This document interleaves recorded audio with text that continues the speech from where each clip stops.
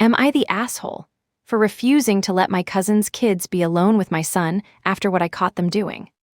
When my cousin Laura and her two boys, Mason, 14, and Connor, 12, lost their apartment in a rent hike, my mom begged me to take them in just for a month. My husband and I agreed, thinking it would help family in a tough spot. That was 4 months ago. We have one son, Caleb, 13.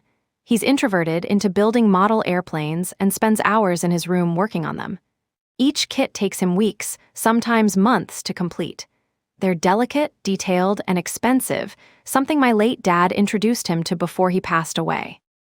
Almost immediately, Mason and Connor started barging into Caleb's room uninvited.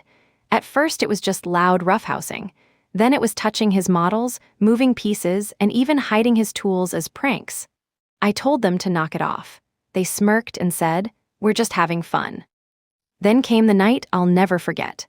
Caleb was in the kitchen getting a snack, and I walked past his room to see Mason snapping the wing off one of Caleb's finished planes while Connor laughed. This wasn't a cheap toy, it was the model Caleb built with my dad right before he died. I lost it.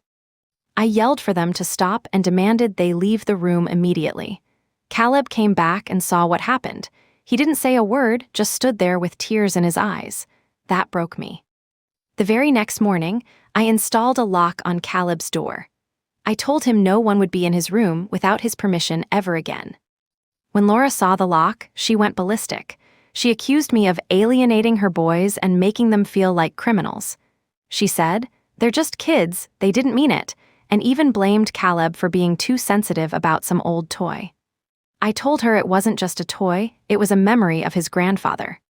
She demanded I remove the lock, but I told her plainly, "It stays until they leave." She stormed off, and now she and the boys barely speak to us. My mom says I'm causing drama and should let kids be kids.